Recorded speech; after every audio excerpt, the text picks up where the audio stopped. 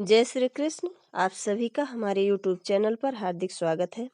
आज की इस वीडियो में मैं आप सभी को सुनाऊंगी माघ मास महात्म्य के 16वें अध्याय की कथा। आइए सुनते हैं।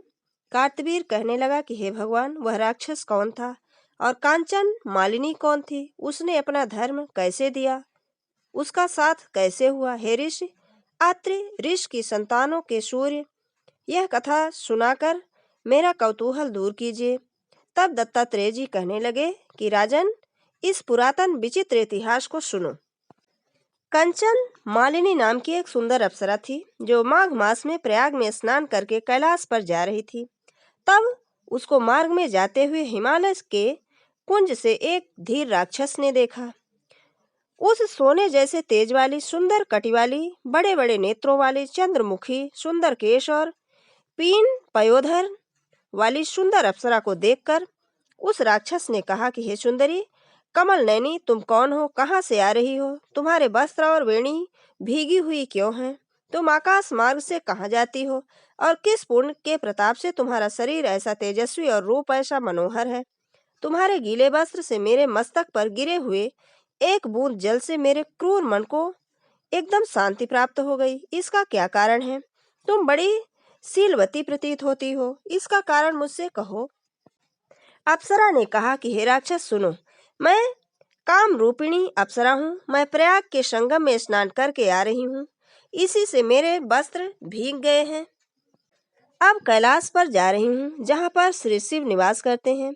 त्रिवेणी के जल से मेरी सब क्रूरता दूर हो गई, जिसके पुण्य के प्रभाव से मैं इतनी सुंदर और पार्वती जी की प्रिय सखी हूँ। जो आश्चर्य देने वाला उदाहरण मुझसे ब्रह्मा जी ने कहा था, सो सुनो। मैं कलिंग देश के राजा की वेश्या थी। रूप, लावण्य और सुंदरता में अपूर्व थी। मेरी सुंदरता पर सारा नगर मोहित था और मैंने अनेकों प्रकार के भोग भोगे। अनेक प्रकार के वस्त्र और आभूषणों की घर में कोई कमी नहीं थी। कई कामी पुरुष आपस में स्पर्धा ही से मृत्यु को प्राप्त हो गए। इस तरह उस नगर में बड़ी सुंदरता से यौवन व्यतीत हुआ और मैं वृद्धावस्था को प्राप्त हो गई। तब मेरे मन में विचार उत्पन्न हुआ कि मैंने अपनी सारी आयु पापों में ही व्यतीत कर दी। धर्म का कोई कार्य, दान, तप, यज्ञ आदि नहीं किया। शिव या दुर्गा जी की आराधना नहीं की, न कभी भगवान विष्णु का पूजन किया। इस प्रकार अशांत चित्त से मैंने एक ब्राह्मण की शरण ली, जो वेदों का ज्ञाता और ब्रह्मनिष्ठ था। मैंने उनसे पूछा कि मेरा निस्तार किस प्रकार हो सकता है। महाराज, साधु सज्जन अच्छे और बुरे सभी पर दया करते हैं, इसलिए मुझ दीन पर भी कृपा करके मुझ कीचड़ में डूबी हुई को पकड़कर उबारिए। क्षीर सागर क्या हंस को ही दूध देता है, बतख को नहीं देता। तब वह ब्राह्मण राजा का पुरोहित इन सब बातों को सुनकर मुझ पर दया करके कहने लगा कि तू ब्रह्मा के क्षेत्र प्रयाग में जाकर माघ मास में त्रिवेणी संगम में स्नान कर, परंतु मन में अशुभ क्रिया का विचार नहीं करना। पापों के नाश के लिए महर्षियों ने तीर्थ स्थान से अधिक कोई और प्रायश्चित नहीं बतलाया। प्रयाग में स्नान करने से तू अवश्य ही पवित्र होकर स्वर्ग को जाएगी।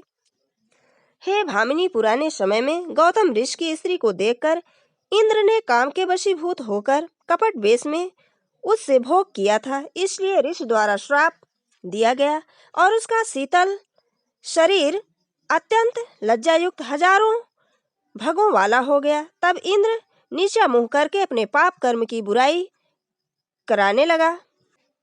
मेरु पर्वत पर शिखर पर स्वच्छ जल वाले सरोवर पर एक स्वर्ण कलश से भरे हुए कोटर में घुस गया और अपने पाप को धिक्कारता हुआ कामदेव की बुराई करने लगा कि यह सब पापों का मूल है। इसके ही वशीभूत होकर मनुष्य नरक में जाते हैं और अपने धर्म, कीर्ति, यश और धैर्य का नाश करते हैं। इंद्र ऐसा सोच रहा था, सो इंद्र के बिना सारा देवलोक शोभाहीन हो गया।